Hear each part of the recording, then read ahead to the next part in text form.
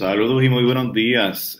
Bienvenido de nuevo al segundo día de la conferencia semanal de Brownfields de la Agencia de Protección Ambiental Federal y también del Centro para el Reciclaje no recuerdo cómo se llama en español, el Center for Creative Land Recycling, el CCLR, y de mi parte Luis Gallardo, el director ejecutivo del Centro para la Construcción del Hábitat. Muchísimas gracias por sintonizar este segundo día. Recuerda que durante todo el día pues hay una variedad de paneles, hay unas mesas de exposición virtual y también hay unos grupos de networking como tal, así que le invitamos que después de este taller y durante todo el día pues pueden participar en esas diferentes actividades y mesas. Así que nada, de nuevo bienvenido a este panel. Esto es el panel que se llama De la contaminación a la restauración, un estudio de caso de la A a la Z.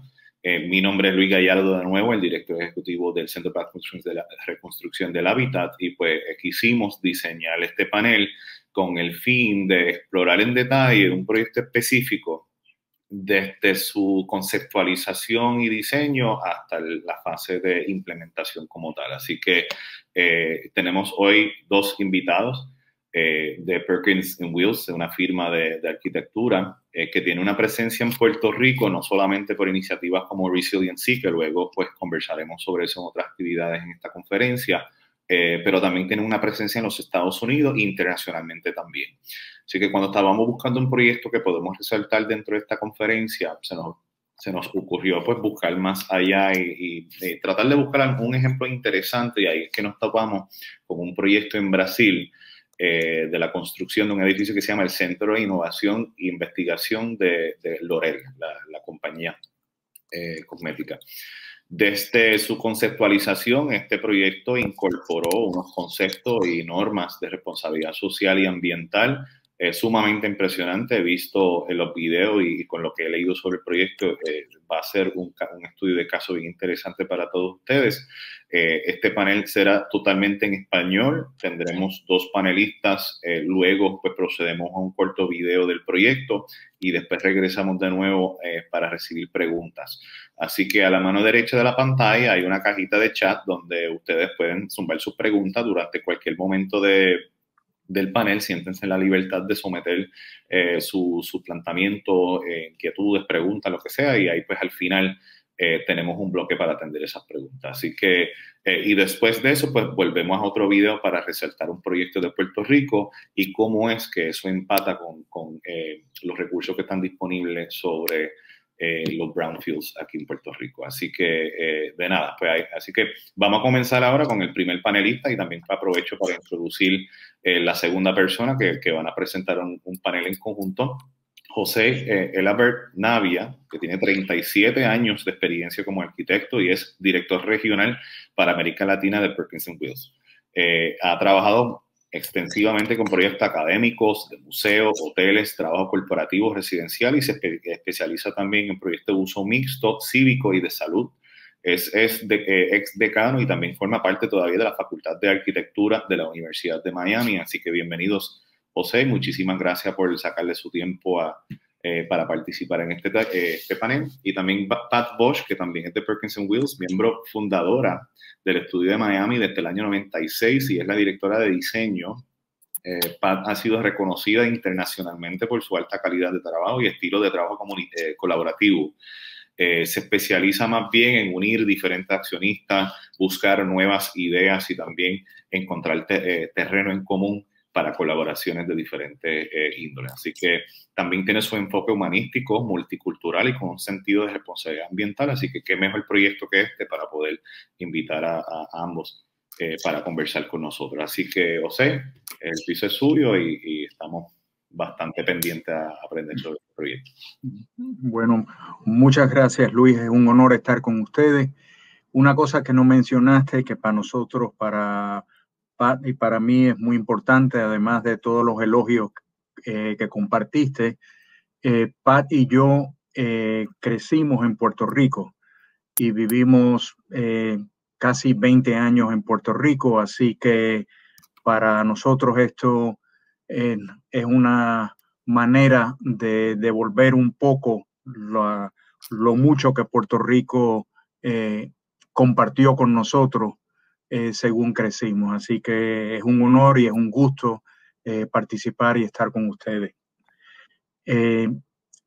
Hoy queríamos, Pat y yo, hablar de, como dijo Luis, de un proyecto que quizás consideramos uno de los hitos más importantes de nuestros casi 25 años desde que fundamos la oficina de Perkins & Will en Miami.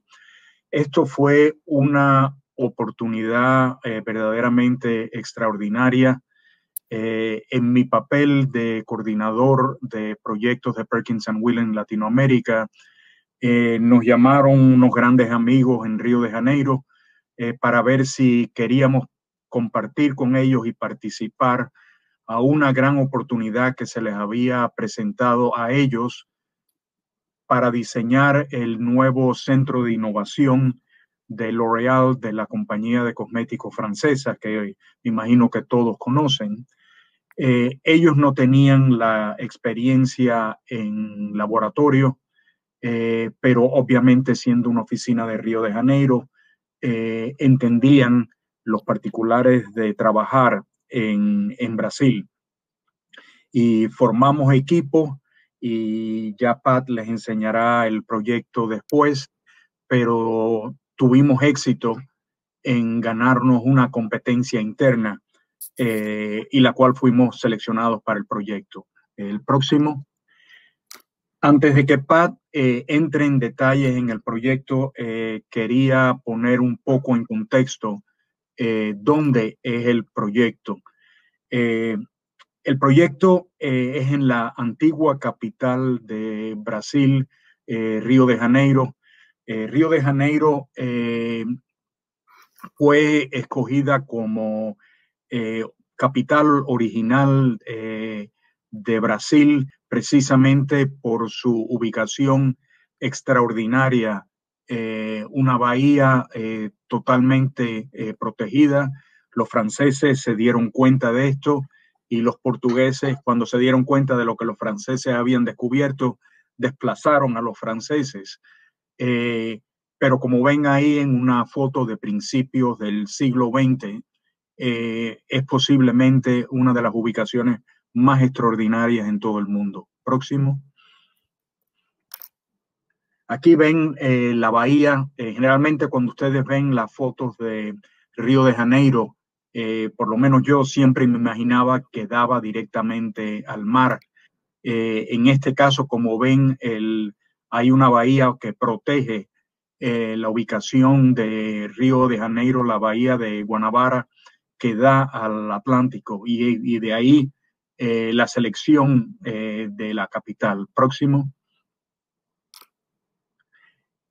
Los portugueses no eran, a diferencia de los españoles, los más grandes urbanistas. Un elemento que caracterizó a casi todas las colonias portuguesas es que básicamente extraían materia prima de sus colonias, pero no urbanizaban mucho. Había un poco interés en esto. Y la capital, cuando Río de Janeiro, la capital se mueve de Bahía, en el norte de Brasil, Salvador, al sur, a Río de Janeiro, la primera actividad urbana que ven ahí en la planta es una ciudad relativamente modesta, casi diríamos que un pueblo. Próximo. Pero eso no le quita, obviamente, a lo extraordinario de la situación natural. Y esta bahía, que no solo era protegida, sino que obviamente por siglos fue un lugar que gozaba de una de situación casi primitiva. No había ninguna contaminación de ningún tipo, o sea, era casi un paraíso terrenal. Esta foto que les enseño es una foto de 1870, o sea que no estamos hablando de siglos y siglos, sino que el desastre ambiental que existe ahora es algo relativamente reciente. Próximo. Y aquí ven, por casi 300 años, la ciudad era lo que ustedes ven ahora. Próximo. Esto empieza a cambiar a principios del siglo XX y la ciudad se dio cuenta que, a diferencia de otras capitales de Latinoamérica, todavía era prácticamente una aldea. Y en los cambios grandes que se van a ver son en base a estos dos individuos, Francisco Pereira Passos y Carlos Sampaio. Próximo. Pereira Passos decidió, y esto es a principios del siglo XX, pleno auge del Beaux-Arts, empezar a destruir lo que era la ciudad, la pequeña ciudad colonial, y sustituirla por una ciudad más en el modelo francés, el modelo de París. Próximo. Y estas fotos que son de principios de siglo, ven la avenida Río Branco, que fue creada por Pereira Passos. Lo interesante de estas fotos es que Pereira Passos nada más que creó varias calles, pero estas calles que fueron ampliamente fotografiadas transformaron la ciudad de una aldea a una ciudad más propia de principios de siglo. Próximo. Pero a pesar de esto, Río de Janeiro también es caracterizada por las montañas, y en el medio de la ciudad de colonial había una montaña, que es lo que ven ahí, el Morro del Castelo, y le tocó a Carlos Sampaio, próximo, literalmente allanar este mogote que estaba en el medio de la ciudad, para permitir no solo la expansión de la ciudad, sino una exposición que iba a establecer a Río de Janeiro internacionalmente. Próximo. Y aquí ven unas fotos de cuando el Morro del Castelo fue literalmente destruido. Próximo. Pero entre Pereira Passos y Carlos Sampaio, le dieron forma a lo que es el nuevo casco colonial de Río de Janeiro, y ahora de aldea. La capital empezó a cobrar la categoría que le correspondía en Latinoamérica. Próximo. En los años 20 hubo un proyecto de uno de los urbanistas más importantes, Alfred Agache, de transformar toda la ciudad en Beaux-Arts. Próximo. Y Agache hizo un plano para desarrollar toda la ciudad en extremado detalle, y partes del proyecto de Agache se realizaron. Próximo. A finales de los años 20, la ciudad se empieza a integrar con el resto del mundo. Ahí ven el Hindenburg de nuevo aterrizando en Río de Janeiro. Próximo. Y uno de los visitantes más importantes en 1929 fue el famoso arquitecto y urbanista Le Corbusier, que en uno de sus primeros viajes fuera de Europa fue totalmente fascinado por esta ciudad. Próximo.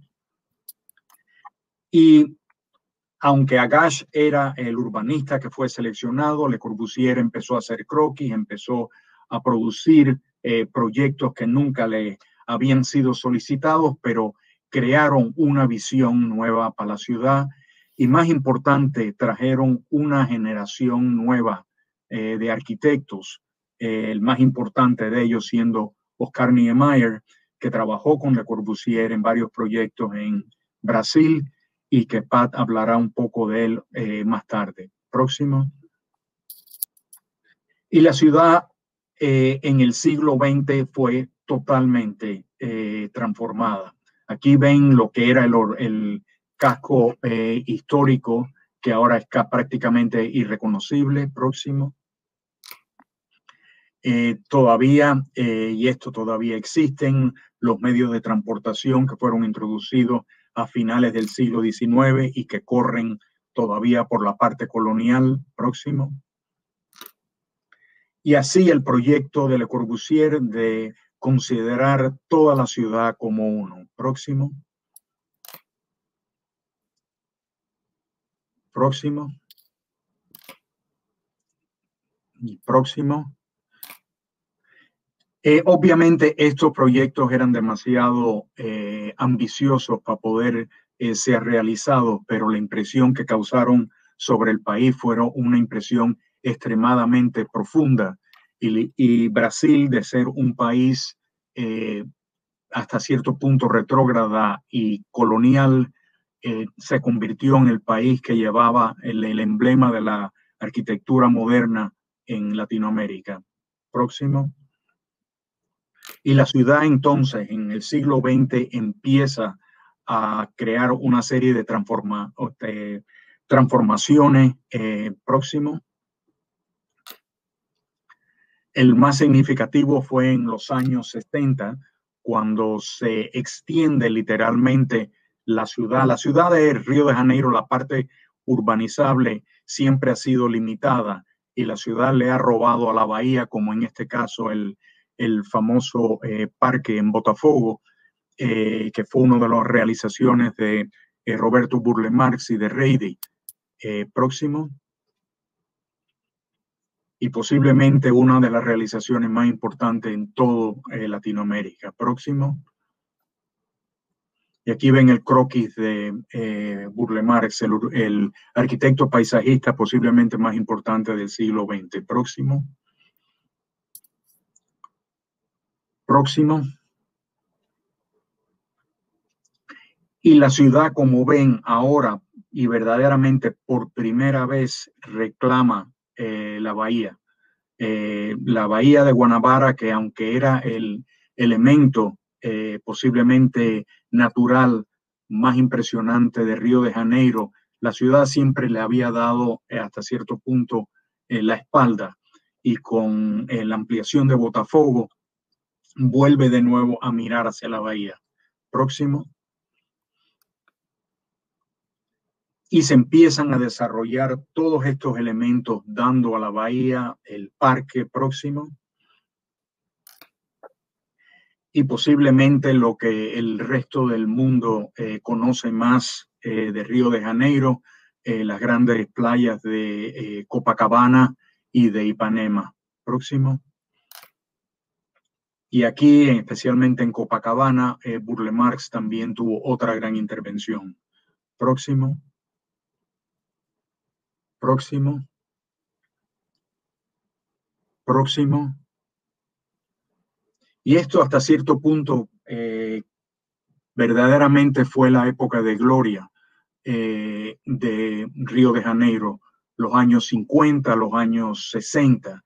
Pero de ahí empieza una rápida degradación ambiental, y esta preciosa bahía de Guanabara empieza a estar más y más contaminada. Próximo. Y de ahí es que surge el proyecto nuestro para el Centro de Innovación de L'Oréal. El lugar que fue seleccionado es aunque dice isla de Bom Jesús, es verdaderamente una península. Próximo. Y es una península adyacente a la universidad en Río de Janeiro. Cuando se empezó este proyecto, esta península era propiedad de la Marina de Brasil, pero además de lo que de haber sido seleccionado porque L'Oréal estaba buscando un lugar como para poder ubicar su nuevo centro de innovación, el gobierno de Brasil también seleccionó este lugar en particular, no solo por el atractivo extraordinario que tiene como natural, sino por la contaminación. Aunque luce espectacular, y ya verán las fotos que Pat les va a enseñar, la bahía está totalmente contaminada, la isla está contaminada también, así que el reto que se nos presentó a nosotros era diseñar un proyecto no solo de innovación en la investigación para L'Oréal, sino cómo podíamos traer de un lugar que era totalmente brownfield a una ubicación greenfield, y en base a eso fue que se ganó la competencia. Y ahora quisiera pasarle la palabra a mi colega Pat Bosch para que les explique específicamente cuál fue nuestro proyecto. Gracias, José. ¿Me escuchan bien? Quisiera dar un poco de marque a la presentación. L'Oréal Brasil ha tenido su presencia en Brasil desde el 2008, de hecho, como centro de innovación. Pero de hecho, uno de los hechos más interesantes de L'Oréal en la presencia en Brasil es que lleva más de 50 años invirtiendo en ese país y en esa ciudad. L'Oréal, como saben, es una compañía de más de 100 años. Contribuye globalmente con más de 30 productos de innovación de cosméticos y genera aproximadamente desde hace unos 10 años lo que se calcula son más de 20 billones de euros globalmente como una compañía. En Brasil, como dije, tienen 50 años de invertir recursos, y esos 50 años empiezan con recursos naturales, muy a propósito de lo que estaba contando José a nivel de cómo surge la ciudad de Río de Janeiro con una serie de intereses de materia prima. La materia prima que se genera en Brasil es muy importante para L'Oréal, pero esta competencia surge dado una necesidad de L'Oréal en este país. La necesidad de este proyecto surge dado una iniciativa de crear más empleos y más innovación a un mercado que es el mercado más importante fuera de Europa y de Asia para L'Oréal. Es una compañía que invierte como unos 2.100 empleados en este país. Tiene 2 plantas de producción, una en Sao Paulo y otra en Río de Janeiro. Y producen más de 500 millones de unidades anualmente de productos. Este centro de innovación se crea para crear una posibilidad de entender la relación entre productos más generados a través de la naturaleza, con productos orgánicos, una innovación de utilizar la presencia de L'Oréal como una de las 100 compañías globales más sustentables que existen. De hecho, en los últimos 10 años ha estado en las primeras 10. Generan esta competencia para tratar de crear un centro de innovación como nunca antes había logrado en esta compañía, y para crear una plataforma de ejemplo donde se utiliza la habilidad de la arquitectura y del diseño como una transformación de restauración a la naturaleza. Como saben, Río de Janeiro tiene una relación con la naturaleza imponente. Es una ciudad que surge casi de los mogotes y de las montañas y del mar. Y uno de sus grandes hijos de diseño, Oscar Niemeyer, como había comentado José, establece esta relación romántica y una relación simbiótica entre la naturaleza y la arquitectura, como ven en sus obras, transforma y promueve el diseño con esta filosofía a través del mundo, ¿no?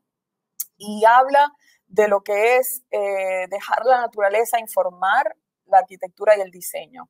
Y esto fue para nosotros una plataforma muy importante de entender y de continuar, ¿no? Como la historia de Río de Janeiro, de que la arquitectura siempre ha estado en servicio a la naturaleza y tenía que ser una intervención no solamente de restauración, como había comentado José, porque estábamos en una bahía y en una zona de la bahía sumamente contaminada, sino que L'Oréal iba a representar ese ejemplo de que el diseño y la arquitectura iba a transformar cómo de ahora en adelante deberíamos estar diseñando y construyendo a través del mundo, ¿no? Y también cómo casarse, vamos a hacer así, o convertirse como parte de la naturaleza, un capítulo más allá de la naturaleza en esa isla o en esa península. Como dice José, esta península se localiza dentro de la bahía, a unos 20 o 30 minutos de lo que es el resto de la ciudad, ¿no? De Copacabana, de Botafogo, del centro de la ciudad, y le dicen la isla de Bon Jesus. En esta isla sumamente, yo diría más bien virgen hasta cierto punto, aunque rodeada por contaminación, era una isla de promontorio, como el resto de la topografía de Río de Janeiro. Y la propuesta que nosotros trajimos fue el traer este romance de que de la naturaleza, de las colinas que había en esta península, iba a surgir esta arquitectura o este edificio. El programa es muy sencillo. El programa era crear unos 28.000 metros cuadrados, o sea, alrededor de 280.000 pies cuadrados, casi 300, de una innovación, de un centro de innovación, que en realidad son una serie de laboratorios donde ellos extractan e investigan nuevos productos, y de uno de los niveles tiene una zona donde se prueban estos productos y una vez patentados se llevan al mercado. Este proyecto también se considera como estrategia que no tuviese que tener ninguna intervención de corte o de aplanamiento de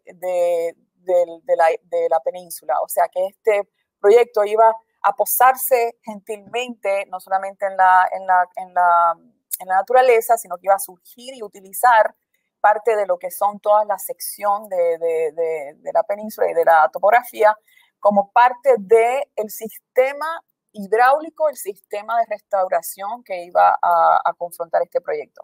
Nuestra propuesta era que la arquitectura iba a ser la respuesta a los problemas que están representados en la península, pero iba a ser casi una transformación completa del medio ambiente, de la naturaleza, que iba a traer de nuevo la fauna y la flora que existía allí, y que en sí este proyecto iba a hacer la personificación, más bien así, de la delicadeza y de la inteligencia y de la habilidad de utilizar lo mejor de la tecnología a favor de la humanidad y a favor del medio ambiente. Prácticamente se hizo un proyecto que se componía de una serie de módulos que voy a explicar en adelante, de unos 6 metros de anchura, y estos módulos son sumamente high performance, son unos módulos innovativos que se anclan en la naturaleza, creando casi una cuenca, vamos a decirlo, entre la colina y el edificio, y esa zona se utilizó se diseñó como una serie de jardines en terrazas que son jardines de filtración, tratando de traer todo lo que es el agua que iba de la lluvia, a filtrarla a través del terreno y devolverla limpia y pura a la bahía, y así hacer un círculo de purificación de agua y medio ambiente. Otra de las cosas que utilizábamos también y que propusimos y que nos gana la competencia es la relación de biofilia, el tratar de entender cómo pasivamente diseñar un edificio que iba a no solamente a reclamar la naturaleza y restaurarla, pero también crear casi un ojo hacia la ciudad, y protegiéndolo del norte, porque abajo del Ecuador, no, al sur del Ecuador, pues tenemos que protegernos del norte y abrir por completo hacia el sur, que era donde estaba la ciudad, ¿no? La vista de la ciudad y de la bahía, y crear como envelope o la piel de ese edificio iba a ser una piel inteligente, una piel que iba a tener todos los paneles fotovoltaicos, que iba a tener la naturaleza, consumiéndola de nuevo, como algunas de las imágenes que vieron, y a propósito de lo que sería pues todo el sistema de filtración, colección de agua, etcétera. Dentro de ese marco, vamos así a decirlo, donde se utiliza la filtración del agua, la recolección solar, etcétera, pues iba a haber un espacio completamente abierto e interconectado para fomentar y cultivar lo que sería colaboración multidisciplinaria, donde el research que se iba a hacer, toda la investigación que se iba a hacer dentro de este espacio, iba a ser informado por las varias secciones de investigación que tiene L'Oréal. Y era poner todos casi como en un centro de investigación común. Como ven, el proyecto se desarrolla a través de sección, desde la parte más alta, donde se accede al nivel principal, que es el nivel segundo. Y el proyecto casi surge y se eleva en pilotis, así ayudando a la bahía cuando se sube la marea, poder ayudar que esa agua no cause problemas con el edificio, pero también era una manera de crear de nuevo ese círculo entre agua, naturaleza y edificio. Se planifica bastante, como diría yo, de una manera racional, ¿no? Este proyecto de esos 6 metros de módulo, que casi se hace como un 100 pies, ¿no? Se conectan todos los módulos, y lo voy a explicar en un momento. Se eleva en una zona que le decíamos, pues, la zona de servicio, ¿no? No solamente de estacionamiento, pero es una zona que contiene lo que serían todos los generadores, servicios mecánicos, etcétera. El plano principal, donde se conectan todos los laboratorios, y en el plano el último plano vertical, es donde se hacen las zonas para investigación y aceptar a otros investigadores globales. O sea que en realidad este centro de investigación es uno que provee espacio de investigación no solamente en Brasil, a esos 2.100 empleados, pero le proporciona casi como un centro de incubador de ideas global, a la corporación globalmente. Estos son unos diagramas que se generaron durante la competencia que se hace internacional. Se empieza con unas 23 compañías, de esas compañías consideran a 13, de esas 13 surgieron 4.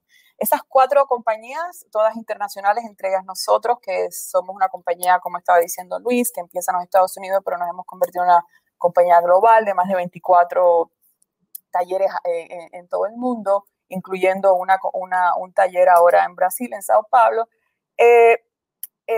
Competimos con esas 3 otras compañías, pero nos mantuvimos en las 4 sesiones que tuvimos con L'Oréal convencidos de que la solución era más simple de lo que diría yo, el programa así indicaba. Nosotros leímos el programa, entendíamos las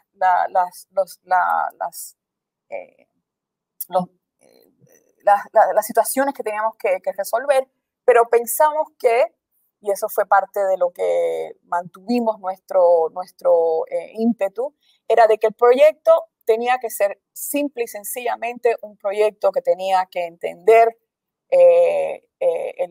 la biología, la hidrología, la naturaleza que los rodeaba y que se iba a conformar, iba a estar en servicio de utilizar esa naturaleza como parte de la investigación, lo cual significa que no solamente íbamos a tratar de tener energía o generar energía en sus planos de techo, pero que íbamos a utilizar no solamente en las terrazas de filtración, sino también en el techo o en las paredes, la oportunidad de cultivar productos, hierbas, etcétera, que L'Oréal iba a poder utilizar. Creamos todo diría yo, un compendio de lo que sería más bien la idea de cómo íbamos a tratar el agua, de toda la ciencia que íbamos a utilizar, de toda la tecnología a nivel de capturación de energía. Y como ven, tratábamos de capturar casi como todo un panel fotovoltaico hecho proyecto, toda la parte del sol que se genera hacia el norte.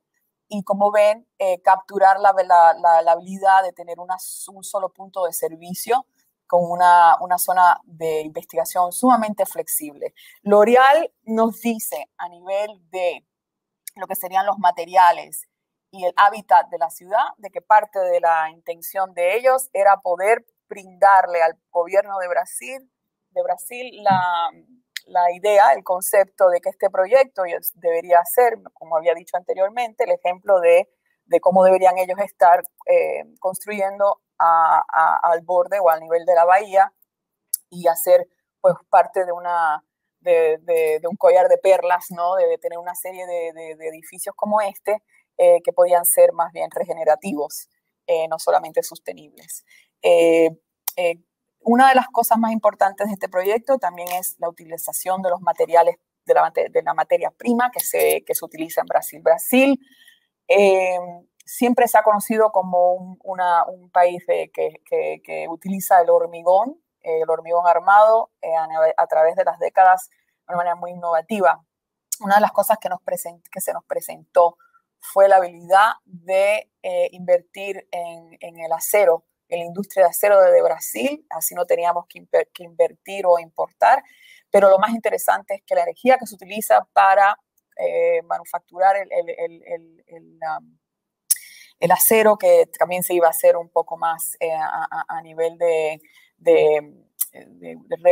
reutilizar y acero manufacturado anteriormente, era que utilizan energía hidráulica. Ellos no utilizan energía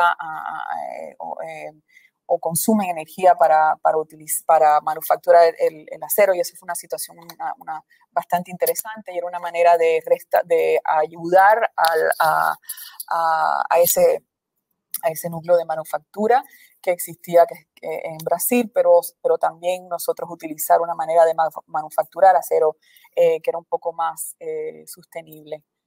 El edificio produce hoy en día más de 12.5% de la energía. De hecho, Luis lo va a enseñar también. Hoy en día este proyecto empezó en oro a nivel del LEED Energy, pero hoy en día es platino.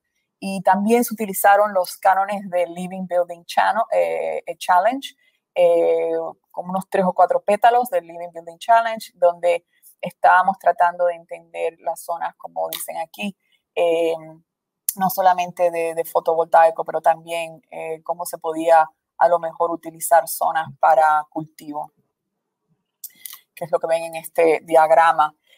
Como ven, estuvimos investigando no solamente lo que es el edificio en sí, que es lo que casi crea una mano que sostiene la colina en la península, pero crea a la parte más protuberante de la colina, crea todo un sistema también biológico, natural, que iba a ser parte de restaurar y preservar lo que existía allí a nivel de flora, que era muy interesante porque es una zona donde atrae una especie de pájaro específico y queríamos pues investigar eso y estuvimos trabajando con biólogos en ese sentido.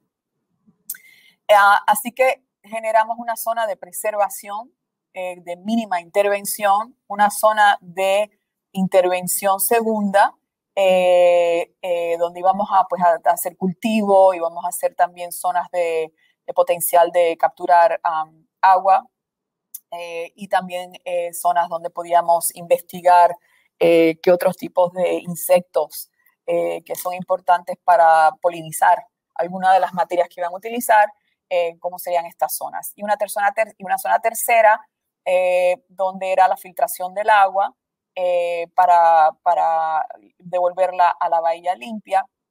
Y la cuarta es el edificio, ¿no? Donde tendríamos las zonas de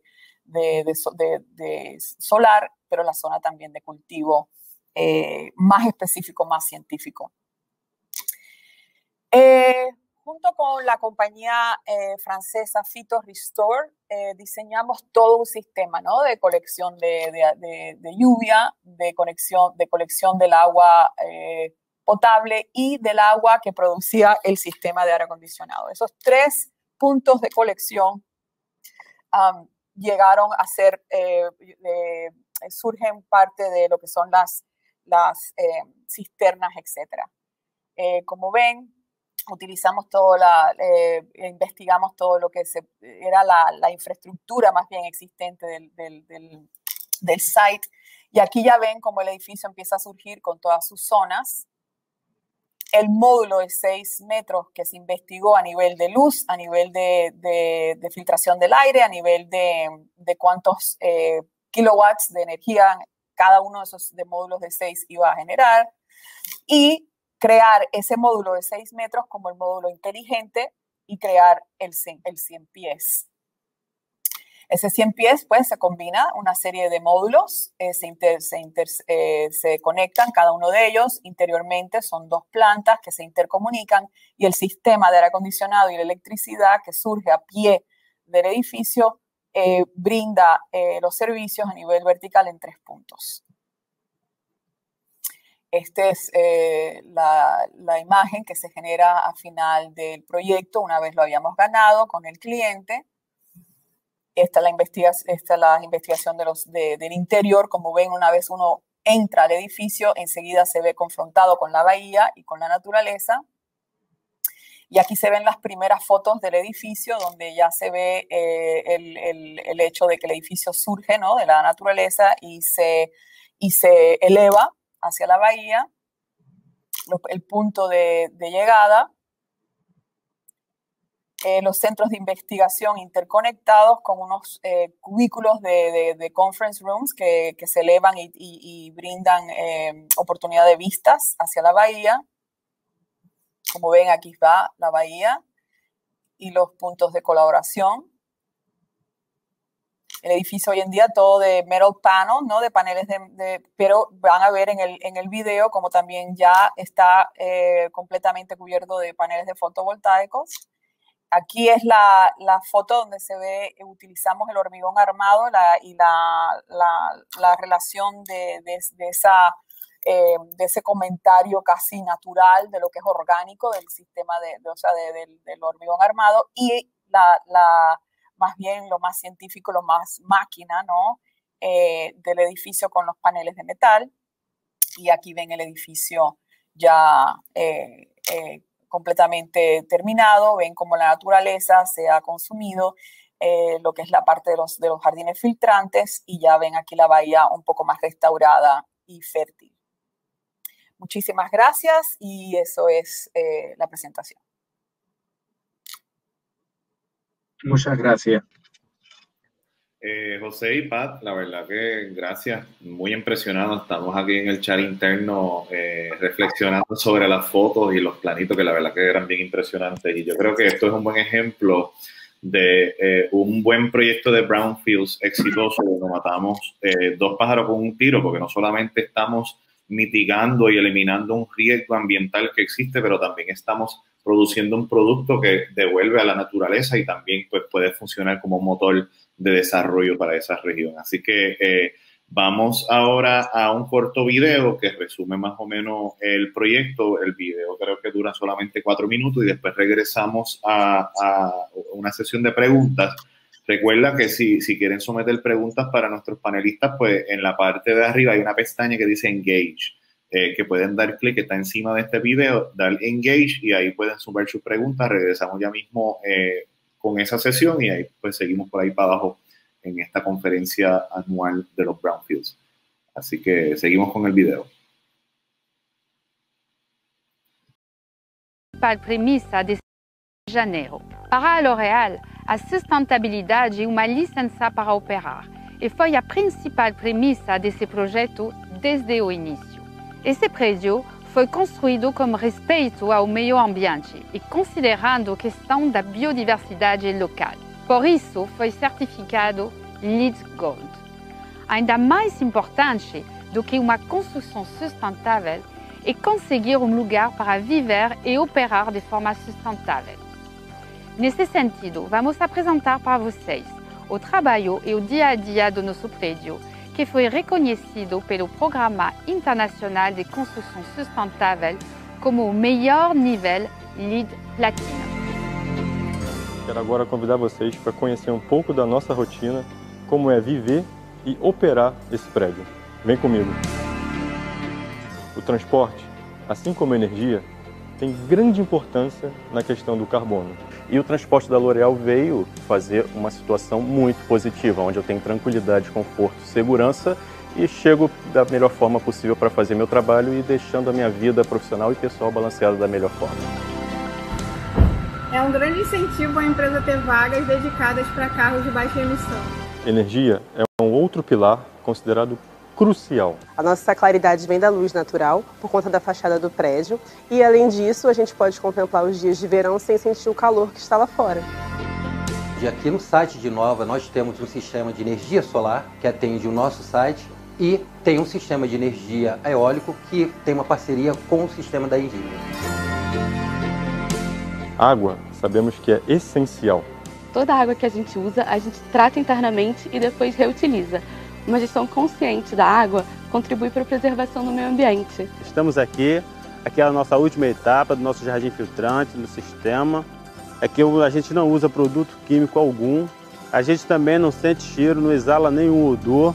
E o mais importante disso tudo é que a gente vive em harmonia com a natureza, com alguns animais, isso é muito bom.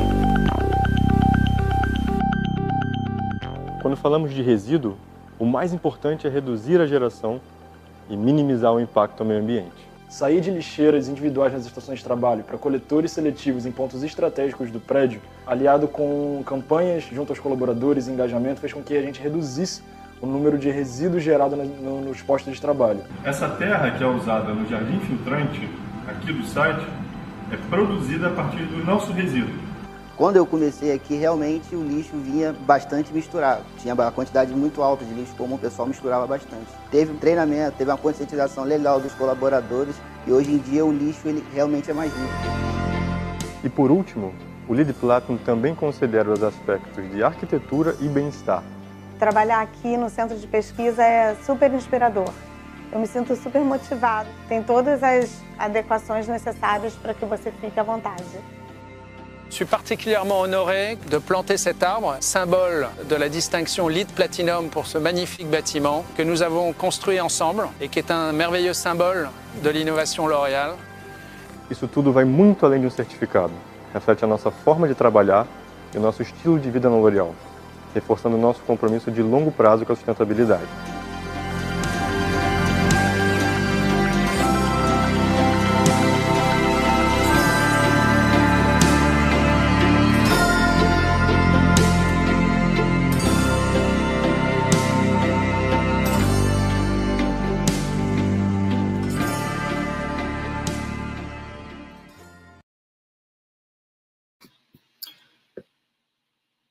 Saludos y bienvenidos de nuevo. Espero que hayan disfrutado el video. Salió en francés y portugués, pero con la ayuda de nuestro equipo interno pues logramos unos subtítulos ahí en español y inglés, por si acaso en el futuro lo queremos utilizar para otra actividad de Brownfields en inglés. Así que seguimos para una sesión de preguntas. Tengo algunas preguntas ya acá, pero comienzo con lo siguiente. ¿Nos podrá hablar, Pat y José, un poquito sobre qué es lo que había en el lugar antes del proyecto? Mencionaron brevemente que había, que era propiedad militar. Sí. José. Sí, la propiedad había pasado a la Marina de Brasil. Okay. Y en términos, perdona que había un lag. No, esa era la respuesta. Ok, entonces estamos viendo en las fotos que es una propiedad costera. Pregunto, quizás por ser parte de esta península, pues está insulada, pero ¿existe algún tipo de riesgo de desastres naturales, inundaciones, y cómo es que se ha podido mitigar ese riesgo? Sí, la única, yo diría, causa natural que pueda suceder en esa península era más bien inundación, lo cual una de las ideas era pues elevar el edificio, y parte de lo que es el sistema que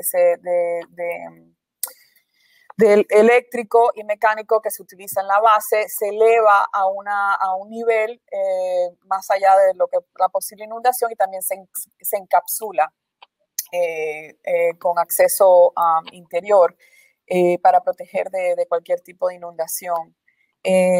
No teníamos es una península bastante protegida, como enseñó José. Es una península que está más bien adyacente a la ciudad, ¿no? O sea que más bien era todo a nivel de contaminación. Es una zona comercial, de puerto comercial, que ha sido abandonada por muchísimo tiempo y por eso estaba contaminada. Okay. Entonces, así que además de ser propiedad militar, también era un baldío, un solar baldío sin uso, abandonado hace muchos años, que con el tiempo imagino que se acumuló los riesgos ambientales. Bueno, de hecho había unas estructuras que tuvimos que remover, estructuras abandonadas, como indicó José, estructuras que eran para la Marina, ¿no? Eran yo diría unos edificios que se habían hecho, José, yo creo que en los años 60 o 70, ¿no? Y uno de los puntos interesantes fue que, como dice Pat, los edificios eran totalmente mediocres, pero el edificio nuestro, ellos querían que fuera un modelo también para edificios futuros. Sí, eso fue lo que yo había mencionado en la presentación, en mi presentación, que eso lo dije varias veces, en el sentido de que eso era casi una obsesión de ellos, ¿no? De poder ser un... Pero yo creo, José, los edificios que estaban allí anteriormente eran de la Marina. Sí, o sea, eran militares. Eran edificios militares, y se seleccionó precisamente porque el gobierno podía facilitar la transferencia de la propiedad a L'Oréal. No había mercado privado. Sí. Y Luis, esos edificios que se dispusieron de ellos, ¿no? O sea, parte de cuando se derrumbaron, la materia que quedó del derrumbe, ¿no? De los edificios que estaban ahí, se utilizaron como parte de la base de donde se ancla el edificio estructuralmente. O sea, que se utilizaron inclusive los despojos de los edificios que se derrumbaron. Luis, quizás tú habías preguntado antes, que yo creo que es un punto muy importante, precisamente por lo que tú y tu equipo hacen. El proceso de esto, de cómo surge el proyecto. L'Oréal empezó a relocalizar sus centros de investigaciones, que originalmente todos estaban en Francia, en París específicamente, y habían decidido que para la investigación en Latinoamérica era importante que su sede de innovación e investigación estuviera en un país latinoamericano, específicamente en el país que tiene el mercado más grande de Latinoamérica, que es Brasil, que tiene más de 200 millones de personas. Y el gobierno entonces habla con L'Oréal para atraer a que L'Oréal vaya a Brasil. Pero el gobierno tenía un interés, como ya mencionamos Pat y yo, en también de que fuera un modelo sustentable. O sea que se unen una serie de retos, ¿no? Por la parte de L'Oréal querían hacer un centro de investigación en el contexto que se iban a vender sus productos. Y como habrán visto, todas las personas en el video, con excepción de el director de Francia, todos eran brasileros. O sea que se crearon empleos en Brasil, se hace la investigación en Brasil, y eso es lo que al gobierno le interesaba. Por otro lado, el gobierno también le interesaba empezar a limpiar en lo que se pueda la isla y la bahía de Guanabara. O sea que todo se une entre la empresa privada y el gobierno para poder crear este proyecto, que me parece que es una de las cosas que tu equipo está tratando de hacer también en Puerto Rico. Y Luis, te puedo contestar una serie de cosas a propósito de lo que está diciendo José. O sea, esto fue lo que acaba de comentar José, es una de las maneras en que L'Oréal gana, ¿no?, la habilidad de comprar ese terreno, ¿no? O sea, ellos le hacen esta propuesta al gobierno, ¿no?, de Brasil. Generan como 200 puestos de empleo que son estables en ese centro de innovación, pero ese centro de innovación le sirve a 2.100 empleados que existen en estos momentos a nivel de investigación de L'Oréal. El costo que trae este proyecto fue una inversión de L'Oréal en aquel entonces, en el 2010, 11, perdón, se indica como de unos 30 millones de euros, que eran como unos 70 millones de reales en Brasil. Y para el 2015 se pensaba que iba a generar pues una serie de empleos más allá de los 200. Okay. Y es fascinante lo que dice José de que no había mercado por la contaminación que existía en el sitio, porque eso mismo es lo que nosotros buscamos a través de esta iniciativa de la protección, de la Agencia de Protección Ambiental y los programas de Brownfields, de que lamentablemente pues, por la existencia de contaminación no existe mercado. Lo ideal es que el mismo mercado se solucionara y que adquiriera los terrenos para poder convertirlo en algo útil. Sin embargo, pues a veces hace falta ese tipo de intervención para poder remediar o subsanar esa existencia o la percepción de la existencia de algún tipo de contaminante, para poder hacer viable un proyecto privado como esto, que de nuevo enfatizamos que es un proyecto privado, con capital privado, pero con colaboración del gobierno. Pregunto ya lo de las preguntas que tienen que ver con empleo y los costos, ya entiendo que los atendió, y gracias a las personas participando en el chat que sometieron esas preguntas. Tenemos una pregunta de Héctor Rivera, de qué tipo de contaminación encontraron y qué tipo de estudios, si conocen, fueron realizados en el sitio. Sí, se hicieron 3 tipos de estudios. Un estudio de las aguas de la bahía, que era más bien contaminación de aguas negras, y el aceite acumulado, dado la marea y el movimiento del agua, de los navíos que existían en esos puertos, ¿no? Se va acumulando, era como un codo, ¿no?, donde se acumulaba todo, pero más bien se llegó a conclusión, dado la investigación que se hizo, que eran más bien aguas negras. O sea y eran aguas negras producidas desde la isla hacia afuera, no solamente del borde del resto de la ciudad a su alrededor. El segundo tipo de investigación que se hizo fue del terreno en sí, ¿no? De si había alguna contaminación en el terreno. Sí había contaminación en el terreno a lo que dice en inglés downstream, ¿no?, casi al lado de la bahía. No solamente era porque las aguas negras, cuando la bahía subía, se llenaba la parte baja del terreno, sino también que había esas edificaciones que José y yo estábamos hablando, que se derrumbaron. Esas edificaciones básicamente estaban tirando las aguas negras a la parte inferior del site y a la bahía.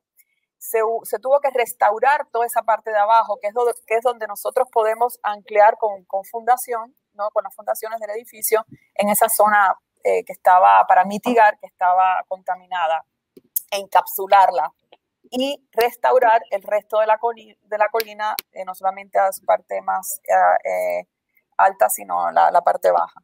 Espero que eso... Y la tercera investigación que se utilizó fueron, como dije, de los pájaros y los insectos, fue una investigación que se hizo a nivel de la fauna, ¿no? De por qué ya no habían, los pájaros estaban, la polinización y todo eso. O sea, que se hizo investigación de terreno, de aguas y de flora y fauna. Okay. Entonces, sumo dos preguntas a la vez y entre Pat y José quizás pueden atenderlas. ¿Hubo algún, claro, quizás esto se hace académico con la negociación con el gobierno, pero hubo algún tipo de reto en términos de la zonificación? Y además, ¿qué podrán hacer gobiernos locales, quizás aquí en Puerto Rico, para facilitar proyectos como estos y ser un aliado y no necesariamente una obstrucción o con obstáculos burocráticos? Así que nos dicen. Bueno, yo lo que pensando en esta presentación, inclusive en un momento iba a incluir una diapositiva de esto y decidí no ponerla. Yo creo que hay un paralelo en el caso de Puerto Rico, quizás no inmediatamente ahora, pero pensando, como les decía antes, Paddy y yo vivimos casi 20 años en Puerto Rico. En la época que Puerto Rico empezó a traer farmacéuticas que vinieran y relocalizaran en Puerto Rico, y se creó una industria que creó empleos, que alzó el nivel de lo que la expectativa de los empleados, el nivel de la vida, pero algo basado en innovación. Y yo creo que si lo movemos ahora al presente, y yo creo que eso, como te decía, es parte de la misión que tu grupo está cumpliendo, yo creo que sería muy oportuno de que el gobierno repensara esta manera de atraer industria a Puerto Rico. Quizás no farmacéuticas, que no son generalmente las más limpias del mundo, ¿no? Pero sí empresas que crearan empleo, que hablaran de innovación y que cumplieran con lo que el reto que se nos marcó a nosotros, que era que dejáramos el medio ambiente mejor de cómo lo encontramos. Pat. Sí, yo creo que, Luis, a tu pregunta, el modelo que fue muy crítico aquí fue que el gobierno no tenía la capacidad de intervenir y solucionar sus propios problemas. El incentivo que se le brinda a una compañía como L'Oreal fue el perfect storm, ¿no? Se le brinda el incentivo de una gran localización a un precio bastante módico, pero se le brinda la oportunidad a una compañía con mitigación, con incentivos o sea, el costo fue X, pero se le dieron muchos incentivos aparte del gobierno a nivel de si se utilizaban materias primas del país, si se utilizaba el mercado de construcción del país, no traer importación. Se le cortaron mucho de los taxes, ¿no? Que los impuestos que en Brasil se pagan por productos que se traen al país son enormes, son casi un 70%, es algo increíble. L'Oreal entonces dice, yo lo voy a construir con todo brasileño. Y eso le da un incentivo no solamente al mercado de la zona y al mercado del país, sino que le da un incentivo a L'Oreal de poder construir un centro de tal magnitud a un costo mitigado, ¿no? Y pues es un win-win situation, como dicen, porque L'Oreal gana una gran zona donde se le hace el servicio a un mercado clave de ellos, como por ejemplo en Puerto Rico, el Caribe, es una zona central, ¿no? Una zona que puede distribuir a un punto céntrico. ¿Cómo atraer a alguien que pueda solucionar un problema que un gobierno o un país no lo puede solucionar solo? Gracias, José y Pat, por esa explicación. Quiero recalcar de nuevo que, claro, creo que los incentivos y posible intervención sobre traspaso de terreno es algo que existe en muchos gobiernos del mundo, pero tenemos el beneficio que aquí en Puerto Rico tenemos acceso a programas tal como los cleanups, los assessments de los brownfields. Que esta misma conferencia se trata de resaltar la aplicación y beneficio que tienen cada uno de estos programas, donde a través de grupos como el CCLEAR se podrá proveer asistencia técnica para la conceptualización, para el inventario, para la limpieza, se podrá solicitar fondos y obtener recursos para realizar esos proyectos. Así que estamos culminando con el espacio que tenemos disponible. Voy a aprovechar con una sola pregunta, quizás contestamos un minuto y después seguimos al video. Pregunto, de haber podido comenzar de nuevo, ¿qué hubiesen hecho diferente? Es algo que sí, todos son súper chévere, pero ¿qué hubiesen hecho diferente de poder comenzar de nuevo? José. Francamente, estoy tratando de recordar de algo que hubiera sido mejor hacerlo diferente, pero francamente no sé si que me he levantado positivo esta mañana, pero yo creo que una de las ventajas de cómo fue el proceso es que las pautas del proyecto en sí fueron la competencia. O sea que desde que se seleccionó al equipo nuestro para realizar este proyecto, ya L'Oréal sabía en lo que se estaba metiendo.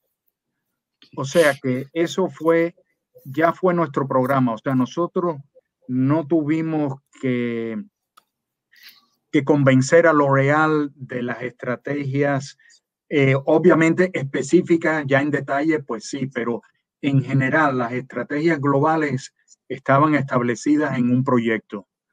Y eso fue la razón que se seleccionó. Como te digo, el proceso,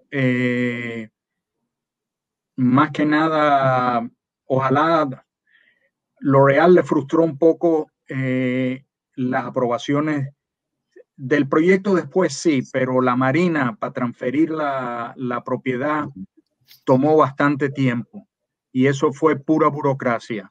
Pero eso, o sea, fue cuestión de espera. Eso no afectó el proyecto, solo lo hizo más lento.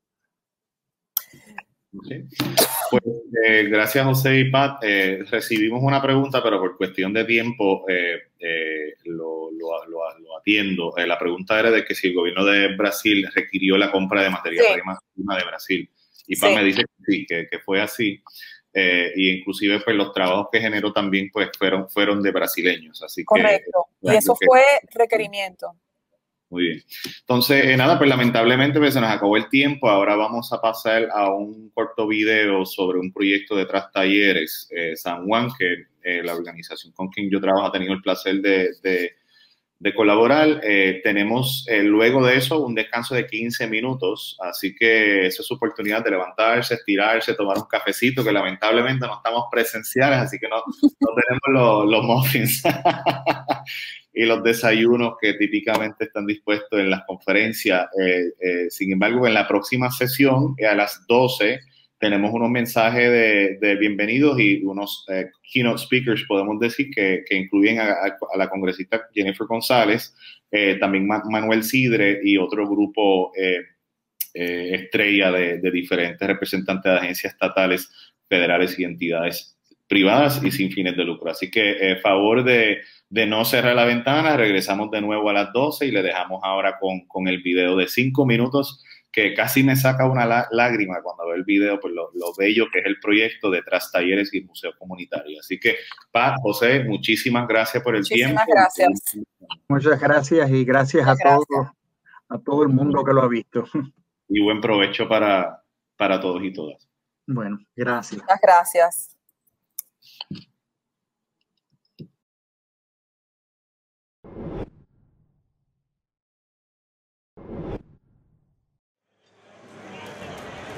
conozca mi barrio.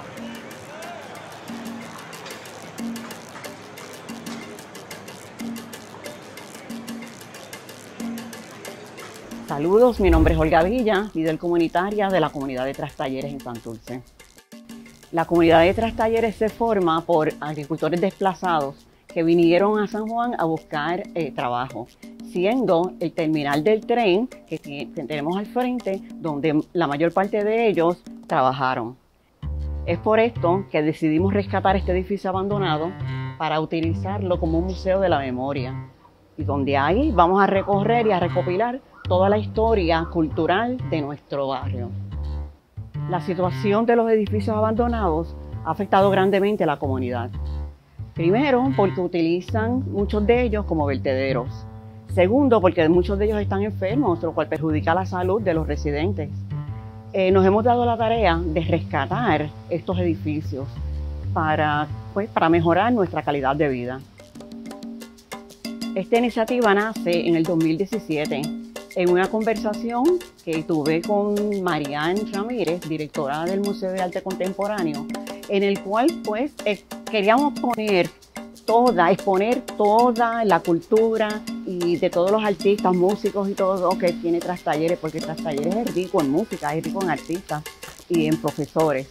Y queríamos rescatar este edificio para eso, para que las generaciones futuras sepan su historia.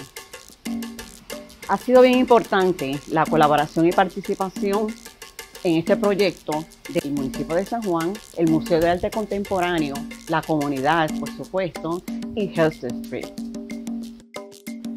Mi nombre es Luis Gallardo, soy el director ejecutivo del Centro para la Reconstrucción del Hábitat, una entidad sin fines de lucro que provee asistencia técnica y ayuda legal a diferentes comunidades de todo Puerto Rico y también gobiernos municipales sobre la conversión de propiedades vacantes y abandonadas en activos para el desarrollo comunitario. Se estima que 1 de cada 3 propiedades en Puerto Rico está vacante o abandonada. Aquí en Trastalleres nada más hay como 70 propiedades abandonadas. Eso crea varios problemas para la comunidad. Primero, baja el valor de las casas colindantes.